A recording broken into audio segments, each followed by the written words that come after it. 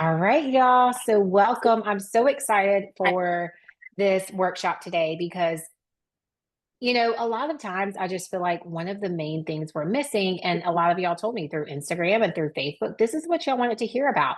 And that is how your behaviors affect your outcomes and how you can match your personality to really take advantage of that. And that's something that not a lot of people are talking about, but I'm going to dive into like the real science behind it and help you figure out how to design your diet and your approach based on your personality type. First off, for those of you who don't know me, I'm Kylie. So if we haven't met yet, I'm a mom, a functional fat loss coach, and a big believer that the problem isn't you, it's the approach you've been given. So today we are diving in to why habits haven't stuck in the past, the real reason we feel inconsistent, how your personality plays a huge role in your success. And stay until the end because I'm going to give you a quiz to help you find out your exact personality type and what to do about it. But first, I want to tell y'all a little story, and I'm going to come back to this story throughout the presentation. But, we had a client, her name was Brittany, or is Brittany, and she's a mom of three, works full time, and like most of you, wants to feel better in her skin. Now, she'd been told 100 times to just track your food, work out 3 times a week, drink more water, and it seemed so simple. She had the information, but she couldn't get herself to do it. She'd start strong on Monday and feel totally defeated by Thursday. She wasn't lazy. She just kept feeling like she was failing at all the things that she should be able to do. Now, pause and ask yourself, have you ever known exactly what to do, but couldn't make yourself follow through? I hear it all the time. I know what to do. I just can't make myself do it. So maybe someone gave you a meal plan or a checklist, but it didn't work. And you're not alone and you're also not broken. And what Brittany needed wasn't another plan, but how to change her mindset, her approach, and her environment to help her have access and success. So in this presentation, I'm going to give you a few examples, but just like Brittany, we've helped a lot of clients make some of the same changes. Before we go on, I just want to show y'all this is our full team. So it's not just myself here. We have, oh, we got one more joining. We have two dietitians, two of us are nutrition coaches, and a nurse practitioner who acts on the coach too. So just know that you have a whole team supporting you. Okay, so why most habits fail? So here's the thing, most programs only focus on the what, not the how to get it. So and so how to do it yourself. But ask yourself, that how part, it's based on your personality. And in fact, research shows that only 19% of people stick to a new habit for more than a month. And when it comes to health related goals, only 8% of people follow through long term, according to the University of Scranton research. Why? Because one size fits all strategies don't work for unique brains. And just like a one size fits all strategy doesn't fit for your dietary and nutrition needs, it's also not going to work when you're trying to put in the effort and the steps too. So here's a lot of the common pitfalls that I see.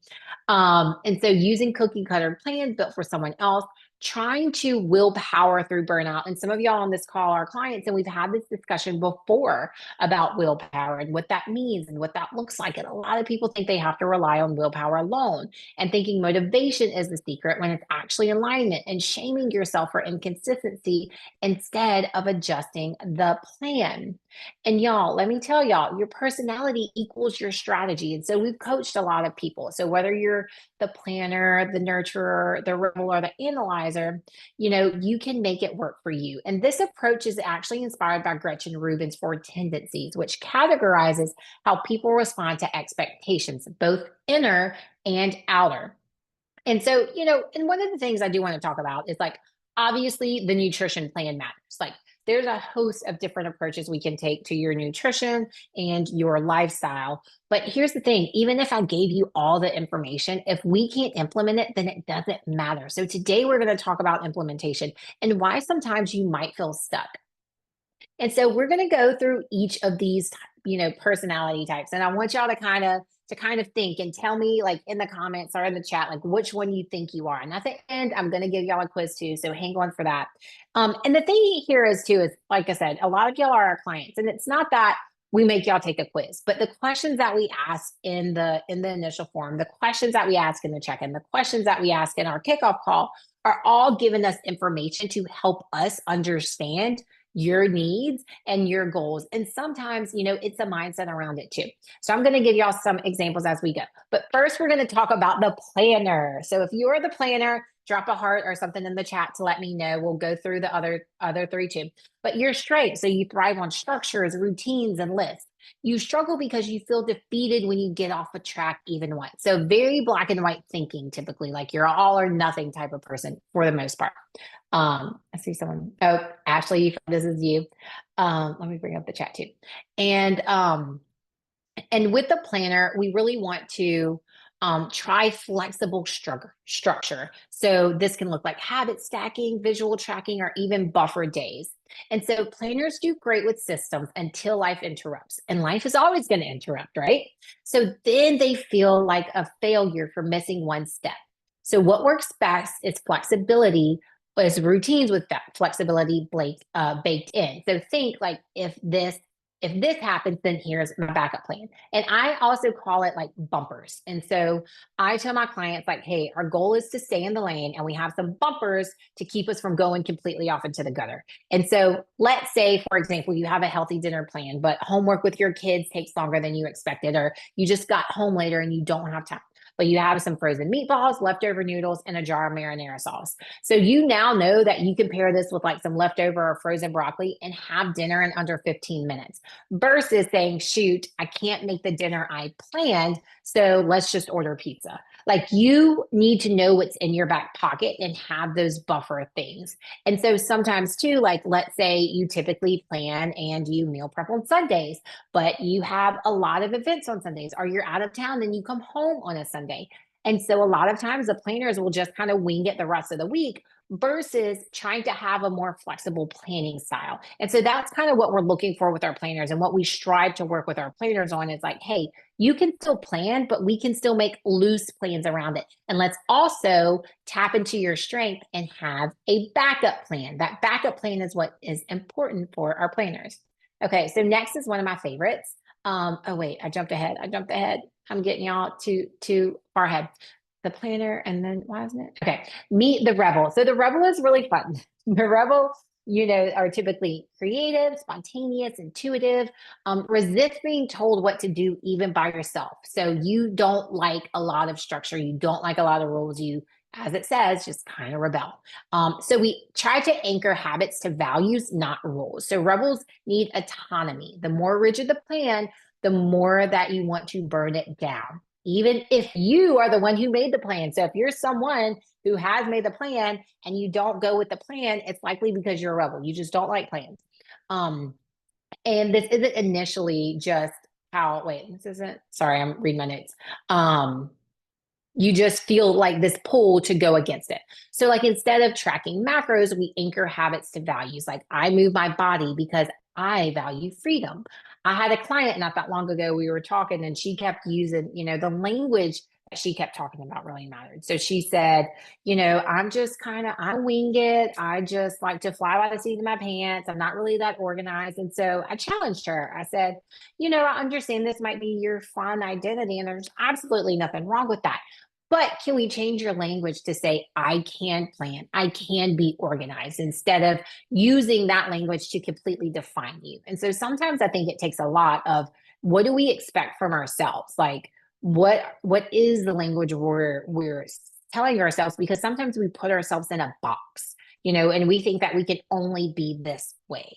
And that's not always the case. And so learn how to be. And then we also just, we had to make it a little bit more fun and open. So the rebels aren't someone who wants really a plan. They want maybe some loose guidelines, but they always want to feel like they're in control and they're not like just following some norm.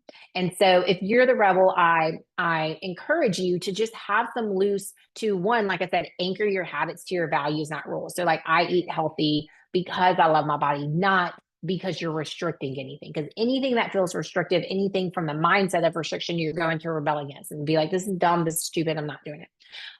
So think about it that way. And then also give yourself that flexibility too. And you'll notice out of all of these, flexibility is still very, very important. Okay, if you have any questions about any of these as we go to, y'all can drop them in the chat box. Obviously, I'm going to get to questions at the end too, but pop them in here as you feel them. So the nurturer, we see this a lot. So a lot of our moms are nurturers, and you can also be a combination of these things. And sometimes it also depends on the situation and scenario, but most of you probably identify to these at least like one of these at least like the most often. So the strengths of the nurturer: you're loyal, you're dependable, you're generous. Struggles, you feel guilty for prioritizing yourself. So here's how we reframe this: is we reframe health as serving others by showing up whole. So like if you feel like you take care of everyone, but you feel too tired to take care of yourself, then you're likely probably a nurturer. And so when we get our nurturer clients, a lot of our clients come to us and they're like, I want to show up better for my kids. I want to show up better for my husband. I want to show up better for myself. And so when we remind ourselves of that, is we're doing this for our families too, because let me tell y'all, any kiddo, any parent, any spouse, all they want from you is for you to be in your best and to be more of yourself. And a lot of clients that come to us, like especially ones maybe who have gained weight that they weren't used to or whatever, they're like, I just feel like I hide because I'm not confident. And all anyone wants from you is to feel and be most of yourself. And so when we communicate that to those who love us and around us, of like, hey, I'm going to do this for me so I can show up better for you, so I can be happier, so I can be more confident, so I can have more energy, so I can do all of these things, whether it's in a work environment or even your home environment. That communication there is really, really key. And I think a lot of women are surprised that when they open up about that, their significant other or their kids are like, yes, we'd love for you. Like, how can we help you? How can we support you? And then even if, you feel like what you're doing is outside of the norm of your family, I've had so many families be worried about going on walks or incorporating new healthy foods. But once they open up about that, like their family is actually very open to it. They're like, yes, like I'd love to try new vegetables, or, oh my gosh, an afternoon walk sounds great. And so don't think that you have to kind of stay in your own little bubble and think to yourself like, oh, I can't work on me because everybody else comes first. Because when you work on you, you show up better for everyone else. You remember things like even the mental side of it. Your moods are better. Your sleep is better. You remember things better. You're, like I said, more present. And that's all anyone wants. It's for you to be the best of yourself and to live your best life. And so if you're the nurturer, just try to reframe that as health is serving others by showing up as a whole you. Now, meet the analyzer, y'all. This is totally me. I'm the analyzer. Strengths loves learning, detail oriented and thoughtful, but gets stuck in planning and never starts. So our analyzers, you have to embrace B minus work and build momentum with small actions. And so if you're someone who has 5 tabs open, 3 books have read, and feels stuck on step 1, you're likely the analyzers.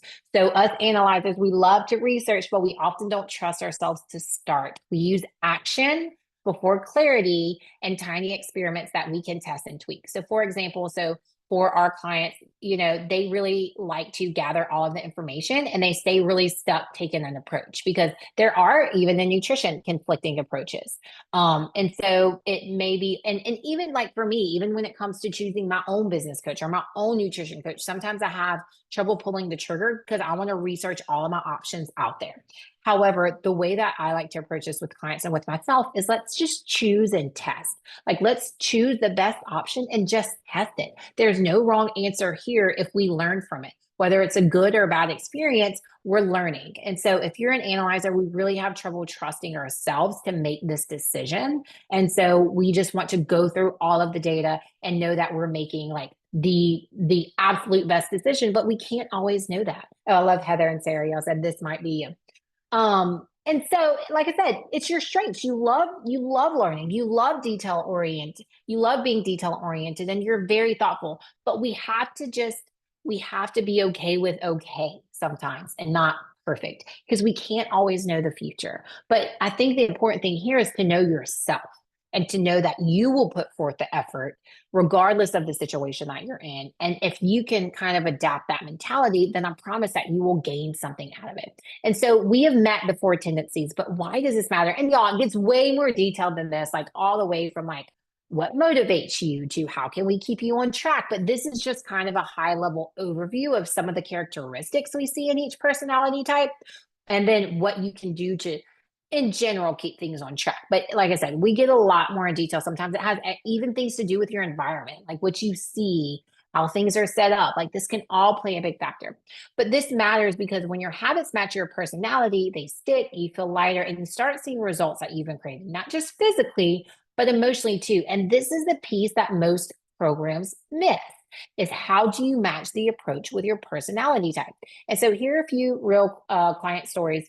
So Shelby, she was a planner. She used to fall off every single she used to fall off after every single like off day, but now she has a system with wiggle room. Like I said, I like to kind of coin the term bumpers. Think of that bowling lane. She has her bumper, she has her backup plan. Jess was a nurturer. She said yes to everyone else first, but we reframed her health as a way to better serve others. And when she started feeling better and she saw that, it just kind of reiterated and reconfirmed that this is the right path for her, that she really is showing up better. And Crystal, the analyzer, she knew everything but couldn't start. So we built her a 10-minute daily system and she never looked back. And we also just picked one thing to start with. And with our analyzers, again, I think when we explain and use that language like, hey, we're just going to choose one strategy and test and really use this as as a science experiment, then that kind of opens them up to like, okay, I can make a decision. I can start with just one. So what's next? So you're probably already seeing yourself in one or more of these types. So take our free personality quiz. Now, I will say this is our diet behavior analyzer quiz. So the four outcomes are going to be a little bit different than what I talked about in this presentation. However, they align, like they match together. So when you take this quiz, I'll reach out. You'll get your results immediately, but I'll reach out and tell you like, hey, you're this. This is some strategies that you can use to help. So it only takes 2 minutes. And I'll give you, like I said, it'll give you the clarity, confidence, and just some fun things to try. And so right now I'm going to open it up for questions. Oh, wait, someone else just joined. I'm going to open it up for questions. So y'all can either come off mute or put some things in the chat box if you have any questions about your personality type, or if you've seen yourself in any of these personality types. I would love to hear more. And has this been fun for y'all? Like, is this something new? Like, have y'all ever heard or seen like this approach and really thought about your nutrition journey this way? And I'm just going to leave it up on the screen so y'all have the QR code too. I'll talk. I mean, like I don't think about it this way. I probably should. And I like used to like I was like really type A planner, but I really don't think I'm like that way anymore. Um I think I probably just like get stuck. Okay. Maybe I should go back to some of my planning tendencies, but I Where don't do feel you like I've feel been like you doing get that the most lately. stuck? Just Where do you feel starting. like you get the most stuck? Oh, sorry, just starting. And Yeah. I mean, I feel like you've done good. Like the last couple of weeks, you've been cooking dinner from home. Like you've are a few dinners from home, which was our goal. And so I think that it's, you know, picking one thing to start with and be consistent with first, I think is really helpful, and figuring out, okay, why is this working for me? Right. And Well, when I'm sorry, go ahead. no. I mean, I think that's true. And I would say, like, besides just starting, like, it's also a consistency issue. But I have not, I have not ordered pizza, so that's a win. Um, That's a huge win. so, and I haven't had any Canes this week or Wendy's or so. Anyway, I guess we're making progress, but it seems quite We slow. are making progress. But But I I think mean, I like if there's some, also go ahead. also think the other thing is that like, I mean, I'm probably older than some of your clients, and like, I don't know, I've kind of like lost faith that like I can change.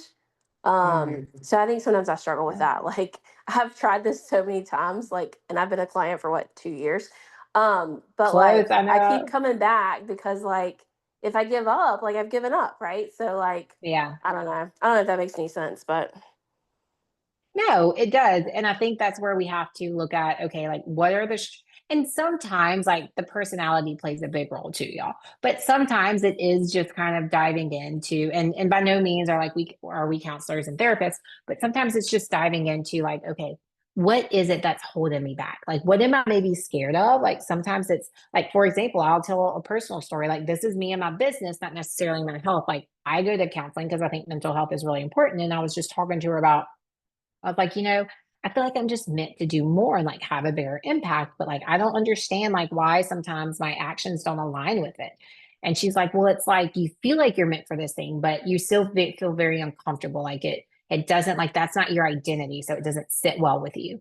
And so I mean, it really got me thinking. And it's like, okay, how do I think about myself in the ways that I don't even realize? I think I've kind of always thought about myself as like a little above average, not like great or fantastic when it comes. And this goes all the way back to like school. I was like a minus student and I did like a lot of extracurricular stuff, but I was never like at the top. And so I think sometimes like understanding and identifying what are those things that you're holding on to or that you're actually scared of can really be helpful. And then finding something in the process that does bring you joy. So I think a lot of times too, we focus a lot on the outcome and not the process. And like, okay, what can we make fun about this? Like, what are some things? What are some boxes I can check, et cetera, et cetera. And so, yeah, I think just maybe doing some reflection and like literally writing down from like a visionary standpoint, like what does your perfect day look like in terms of like your health lifestyle? Like obviously you still have to incorporate like work and family in your day to day, but if we were just to like forecast out like, hey, you met your goals and here you are, what does that look like for you? And I think then we can kind of backtrack from there. So I would challenge you to do that exercise. Right now? No, not right now Oh, on your okay. own and then share it Okay. with me. No, I'm not gonna, no, because it's important to kind of do like in a quiet space, and have some reflection time. So I would challenge you to do that and then share it with me whenever you're ready. I can do that. I want you to do that. Okay. I know Heather had to drop off. Ashley or the iPhone. Do y'all have any questions? I know the iPhone, it doesn't say which name you are, but I know we had kind of already gone through it when you joined, but happy to answer any questions that either of you may have too. No, I would just say that, yeah, I'm a planner and that's kind of why I'm back with you, just because the whole Mhm. falling off and hard getting back on. And I just do good with consistency and checking in with somebody. Um, Yep. yeah, just really just that, just having somebody that I have to report to, somebody who's Mhm. looking at my food logs, and those are the things that helps me stay on track. Mhm. So, And seeing it can change because I certainly used to be the planner before I had kids. And then my mhm. kids came along and I'm like, well, they just throw all my plans out the window. And so now I'm a little bit more of an analyzer. Yeah. But something that you had said a while back kind of made a difference with instead of always Mhm. thinking that we're dieting or, Mhm. always having to watch this or, watch what you eat. But you said the word, like using the phrase cutting and just going through a Mhm. phase of cutting. And that just Yep. felt just a relief. Like, okay, yeah, this is Yeah. just a phase. I'm not going to be doing this the whole year. Whereas before it felt like Mhm. constantly on that cycle Yep. of, I got to watch this, I got to hey, it's Yeah, not and I going to think that's be. important with any personality is to have a timeline on things because Yeah. we don't really promote like I don't like to be super restrictive. But at the end of the day, if you have particular goals, or sometimes like we have clients with Hashimoto's, and I'm like, okay, gluten might be causing or probably is causing some flare-ups. Like, let's remove that for a little while and just see. Mhm. And so if you're going into a cut, sometimes you have to decrease calories for a little while and it's a little bit uncomfortable at first, but we deal with that and we have an end date. Right. And even when I was doing some keto carb cycling or some fasting cycles, I'm like, okay, I'm not doing this forever. I'm just doing it until this point. And I think having that end point is really helpful. Right. Yeah, I And agree. I think, yeah, because the problem that I see a lot of people run into is they're dieting and they never stop. And so then their Yeah. metabolism slows down because they never hit their goal in that first cycle. And I'm like, and I try to be very transparent with clients and say, like, hey, we may not, like, if you have 20 pounds to lose, we may not lose all 20 pounds in this first cycle. We're going to Mhm. do this for a few weeks, but then we're going to refeed your body back up, take a diet break, and then we'll go back into a deficit.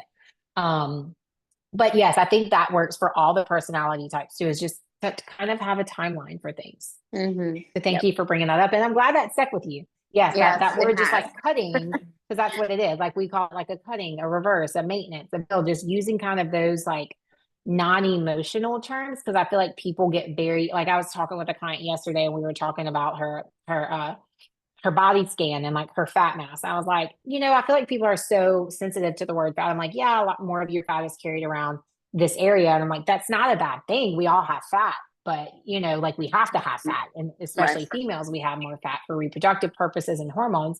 But like, I think the words like fat and dieting are kind of more sensitive words. And so trying to use just more like analytical words like, cutting, reversing, maintenance, those types of things, I think can be really helpful. Yep.